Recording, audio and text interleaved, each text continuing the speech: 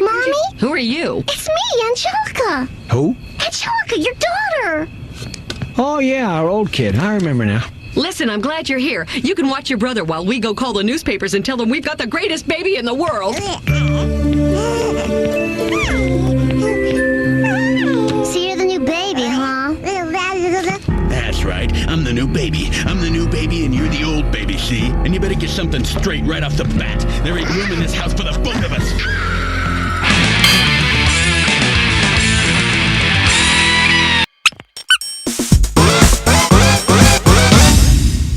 Touki Denshou Angel Eyes development was a rough one. Back in the early to mid 90s, Tecmo was on the struggle bus with Ninja Gaiden 2 for the Neo Geo failing and not seeing a release. To recover, Tecmo wanted to make a fighting game by reusing its unused assets. 3 teams came up with 3 different ideas to pitch. These ideas came in the form of a horseback-themed fighter to a fairy tale focused one, but the idea that ultimately won out at the end was a ninja-themed game. Before development, Tecmo's president Kakihara Yoshihito announced that the company was charged with making a fighting game for Sega's Model 2 arcade system board, which ended up not being Angel Eyes, but would turn out to eventually be the first Dead or Alive, and that will go on to be a massive hit. Ever since DOA burst into the collective mind sprawl over at Tecmo, it became a parasite for the Angel Eyes team, which resulted in quickly shifting design concepts, a steadily shrinking dev team that caused a lack of communication, and the poaching of programmers that, coincidentally, appeared on DOA's staff room. Tecmo clearly cared more about giving their potential shining new 3D title the best quality of life, while Angel Eyes visibly twisted in the wind. Can't get too mad at them, they backed the right horse after all. Besides, 3D graphics were all the rage at the time. But said twisting in the wind surely doesn't get any better when messages from upper management include such votes of confidence as, if this game doesn't sell, who knows what's going to happen to you all. Statements like that I'm sure stilled their resolve. That clip from Rugrats that I played at the top of the episode? Yeah, oddly enough my mind went exactly towards that when reading about Angel Eyes' development history, complete with the proverbial slice of cheese for dinner and closet to sleep in. So with so much screwing going around, you're prepared to hear me say that the game itself ended up trash when all said and done. Well, no. Angel Eyes is a super interesting game, dare I say ahead of its time from a mechanics perspective. But before we get into the gameplay, let's talk about its unique graphical presentation. Angel Eyes is notable for mixing 2D sprites, which are all very well animated and detailed, with really crude 3D pre-rendered models that aren't as lucky. This creates a kind of draw and shifted animation quality between the characters in the game, and that might get off the impression that it's rushed, unpolished, or just plain incomplete, but this unfortunate decision was born from necessity than something as simple as development team being lazy. While I have no actual confirmation as to why the graphics are the way they are, I've heard a couple of reasons that could have stemmed from miscommunication, time restraints to budgetary issues. Whatever the actual reason was, the team had to be in a bad way to resort to something like this in order to just finish the game. The PS1 port, the version that's played for this video, tried to course correct the issue by redrawing its 3D roster members, but since their animations were all janky from being the way they were in the first place, it only helps a little.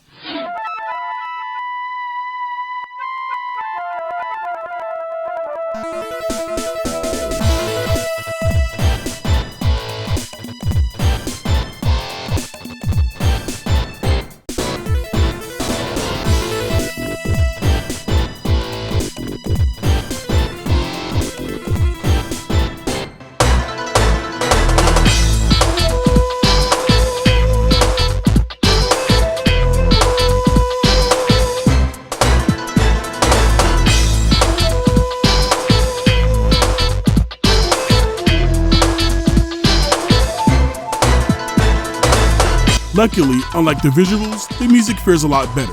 While, admittedly, a lot of the soundtrack isn't very memorable, themes like Eternal Flame are still capable of being a little bit of an earworm. The soundtrack to me feels like a very early version of Arcana Heart mixed with something like Fighter's Destiny. The PS1 port of the game benefit from an arranged OST that helps the music stand out a little bit more, but not by very much. Don't get me wrong, there's some tracks to actually enjoy here, especially if you get a kick out of 90s fighting games.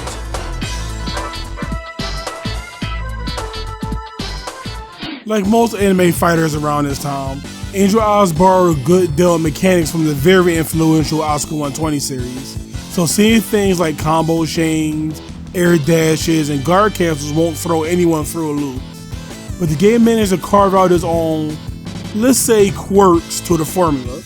Being the first Guilty Gear about 2 years, as well as being 10 years before the release from what I consider is its spiritual successor in the Kana Heart, Angel Eyes can be considered just as foundational to the anime fighter subgenre as Asuka is often viewed as.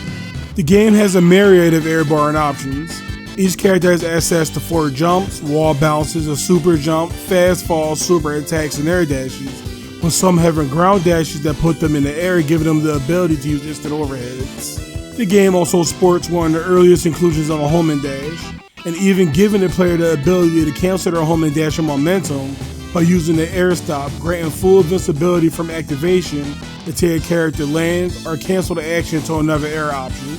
There is also this weird interaction in which if you put the opponent in a burning or shocking head effect, and you try to follow it up while opponent is suffering from these conditions, you'll end up taking damage along with them. I don't know why it's there, but I figured I mentioned it before I forget, because these situations don't come up that often. All these aggressive movement options give off the vibe that the game is supposed to be played with a heavy rushdown mindset. And you'd be right if it wasn't for that one very strange element that throws a big ass monkey wrench into the gameplay, and that's reverse damage scaling. Most if not every game will feature a combo system of some kind, the length of which or how much overall damage is done will vary greatly from game to game.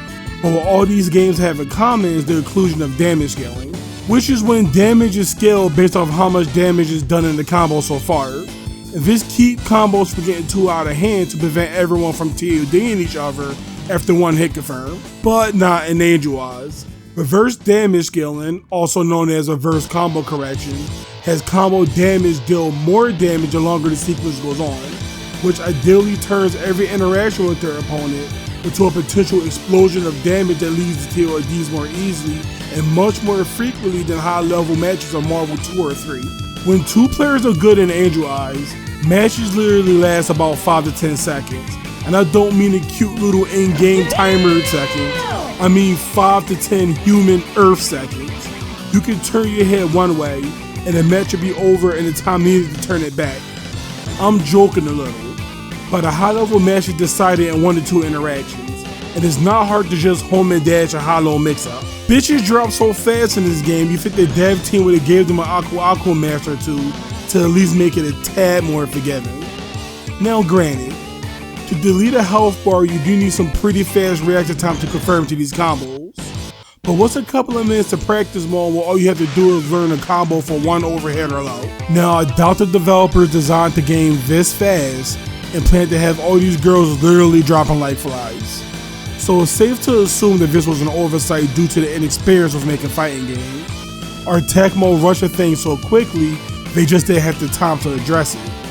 But after what I learned about this game's development history, either wouldn't surprise me. I'm not gonna sugarcoat it for y'all. Angel Eyes came from an abusive household, largely ignored and neglected by Mama Tecmo when the idea of a more successful game caught our eye.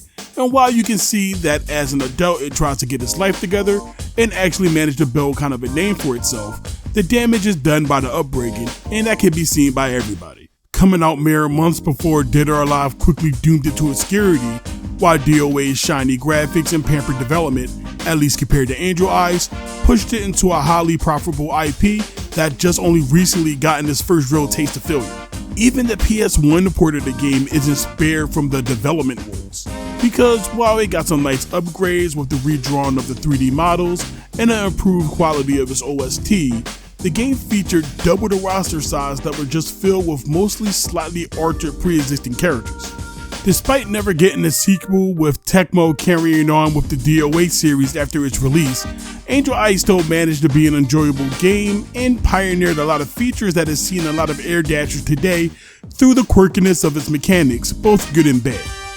But in today's day and age of the boring, your turn, my turn nature of esports focused fighters, maybe we need a little more games like Touki Denshou Angel Eyes. Sure, it's a little wacky, degenerate, and broken, but damn is it fun to play. We'll see you next time on The Run Back.